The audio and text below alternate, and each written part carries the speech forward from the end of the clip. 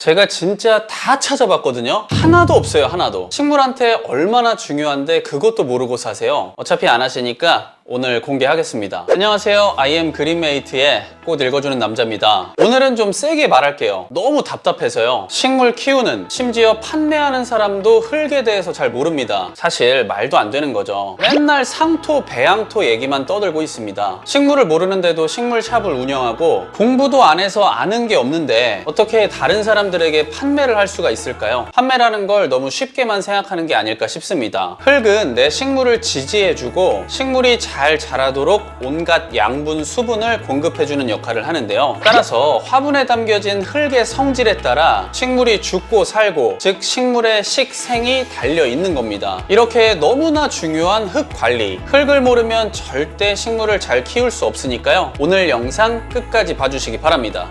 영상 끝부분에 꿀팁도 하나 공개할게요. 흙이란 건 크게 일반 토양과 특수 토양, 이렇게 두 가지로 나뉩니다. 일반 토양에는 어떤 게 있냐면 들어보셨을 거예요. 산성 토양, 알칼리 토양이라든지 용토에 따라서는 논토양, 밭토양 이런 식으로도 구분됩니다. 그리고 일반 토양에는 모래가 얼마나 포함되어 있느냐, 이런 모래 함량에 따라서도 종류가 나뉘는데요. 물론 저희가 흔히 사용하는 흙은 뒤에 나올 원예용 특수 토양이지만 이것도 조금은 아셔야 합니다. 왜냐하면 끝에 말씀드릴 꿀팁에서 지금 나오는 흙이 포함되거든요.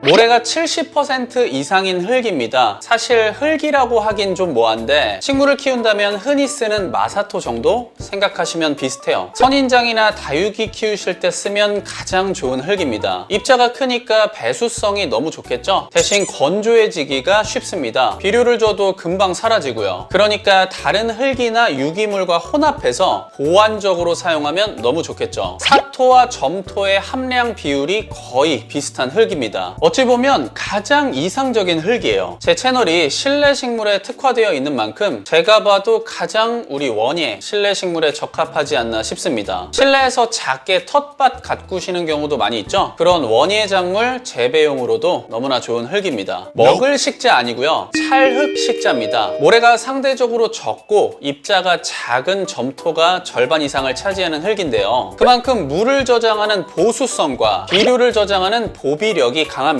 처음 말한 사토와는 완전히 반대되는 개념이라 이 식토도 다른 그런 모래나 유기물과 혼합해야 배수성이 더 좋아지겠죠. 결론적으로 말하면 결국 흙의 입자가 작을수록, 점토의 함량이 많을수록 보수성과 보비성은 높아집니다. 반대로 모래 함량이 많으면 많을수록 그 화분의 배수성과 통기성이 더 올라가겠죠. 어느 정도 정리가 되셨나요? 이제는 앞서 말한 특수 토양들, 원예용 특수 토양을 살펴볼 건데 여러 가지가 있겠지만 많이 사용하시는 거 위주로 딱 6가지만 간단히 설명드릴게요. 이것만 딱 집중해서 보시고 마지막 꿀팁까지 보면 그야말로 금상첨화입니다.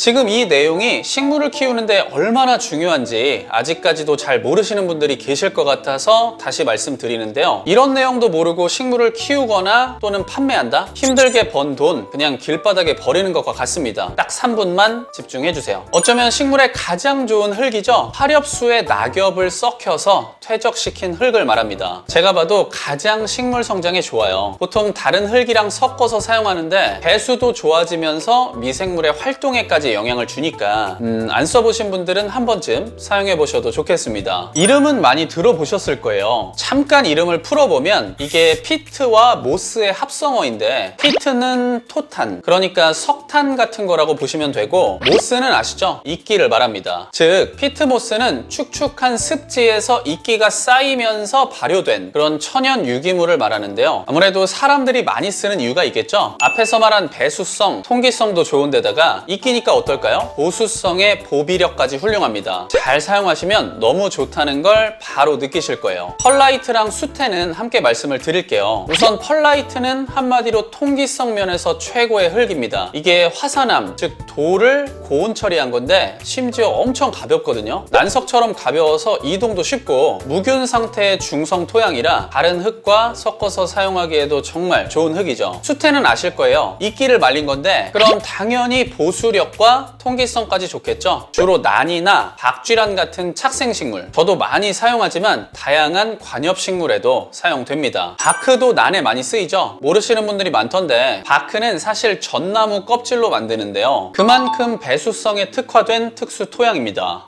코코피트는 왜 이름이 코코피트일까요? 바로 코코넛 열매와 관련이 있기 때문인데요, 그 열매 껍질에서 나오는 부산물입니다. 수분을 거의 없게 쫙 건조시킨 다음에 그걸 압축하고 가공한 뒤에 훈연, 그러니까 연기로 소독을 시켜준 흙이에요. 보통 원예용 상토에도 많이 들어있으니까 아마 식물 키우신다면 한 번쯤은 들어보셨을 겁니다. 피트모스랑 성질은 거의 유사하다고 보시면 돼요.